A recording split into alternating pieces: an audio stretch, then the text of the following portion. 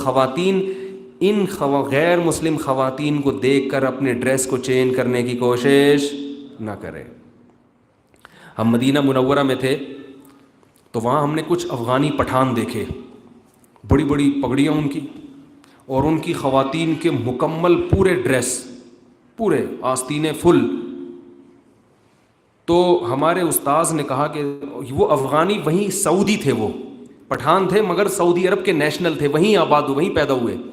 ہمارے استاذ نے کہا دیکھو اس قوم کی غیرت, عرب کا لباس چینج ہو گیا, جو یہاں مکہ مدینہ کے اوریجنل ہیں ان کی عورتوں کا لباس چینج ہو گیا, مگر ان کی روایات ایسی ہیں کہ یہ یہاں رہ کے, عربوں میں رہ کے بھی انہوں نے اپنی روایات کو تبدیل, بولو بھائی, نہیں کیا.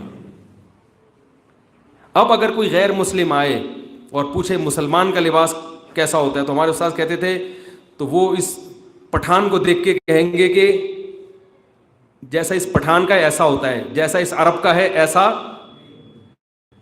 اس پٹھان عورت کا جو لباس ہے نا, یہ ہے وہ لباس جو محمد صلی اللہ علیہ وسلم عورت کو پہنانا چاہتے, اور یہ جو عربی عورت کا جو لباس ہے یہ وہ لباس نہیں ہے جو محمد صلی اللہ علیہ وسلم عورت کو اس میں دیکھنا پسند نہیں کرتے. نبی صلی اللہ علیہ وسلم, سب عرب ایسے نہیں ہوتے, بہت سے عرب بہت پرہیزگار بھی ہیں. میں عمومی بات کر رہا ہوں, جو سعودی عرب کا جو لباس ہے نا عورتوں کا, وہ عرب کنٹریز کا چینج ہو گیا.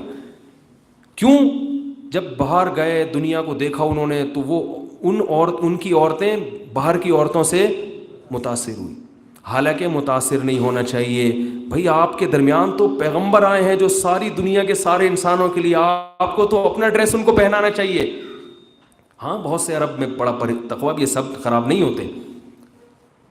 تو ہماری خواتین کو بھی چاہیے جب ان غیر مسلم کنٹریز میں وہ آئیں تو ان کے ڈریس لینے کے بجائے کوشش کریں یہ عورتیں کیسا ڈریس پہنیں جیسا ہم پہنتی ہیں. ہم ان کے حلیے کو ایڈاپٹ نہ کریں, ہم کوشش کریں یہ لوگ ہمارا حلیہ.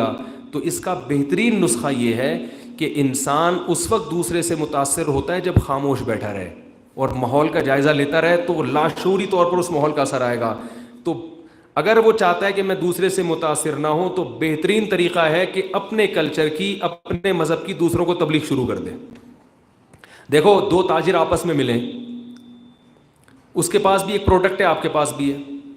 وہ اگر پہل شروع کر دے گا یہ اتنے کی ہے اور یہ یہاں سے 5,000 کا بکرا ہے, اور دنیا میں جاؤ گے کہیں بھی 5,000 کا نہیں ملے گا, تو آپ اپنی پروڈکٹ بیچ پاؤ گے؟ آپ تو تھوڑے دن میں متاثر ہو کے بولو گے یار بکرا 5,000 میں تو مہنگا نہیں ہے, آپ خرید لو گے. اگر آپ نے بزنس کرنا ہے تو دوسرے کو بولنے مت دو, اپنی مصنوعات ان کا انٹروڈکشن شروع کر دو. تو یاد رکھو دوسرے کے کلچر سے اگر آپ چاہتے ہو کہ متاثر نہ ہو تو اپنا کلچر متعارف کروانا, بولے نا بھائی. دیکھو تبلیغ والے جہاں بھی جاتے ہیں, کبھی دیکھا سال کی آخری بات کر کے اسے بیان ختم کر رہا ہوں, کبھی دیکھا تبلیغ جماعت میں سال کی جماعت گئی ہو چھانگا مانگا جیسے پہاڑی علاقوں سے اور بالکل دیہی علاقوں سے, اور سال کے بعد گئی امریکہ کے نیو یارک بڑے ماڈرن شہر میں, اور سال گزار کے پینٹ پہن کے واپس آ رہی ہو.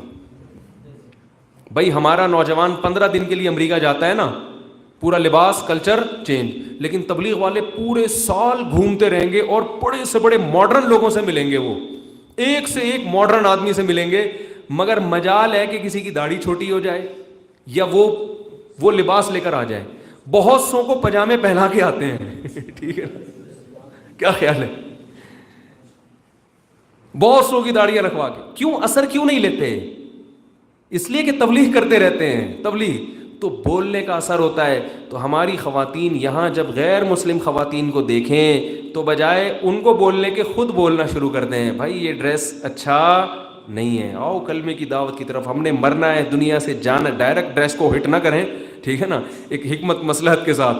تو جب انسان بولتا ہے تو یہاں تبلیغ والوں سے جڑیں, یہاں مدرسے ہیں, علماء سے جڑیں, صلحاء سے جڑیں, ان لوگوں سے جڑیں اور آگے ان غیر مسلموں کو تبلیغ کریں.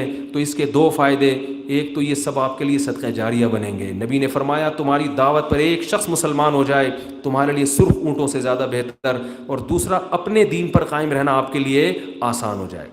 اللہ تعالیٰ سے دعا ہے کہ جو باتیں میں نے کی ہیں ان میں جو کمی کوتاہی ہوئی اللہ معاف فرمائے, اور ان باتوں پر مجھے بھی عمل کی توفیق عطا فرمائے اور آپ حضرات کو بھی.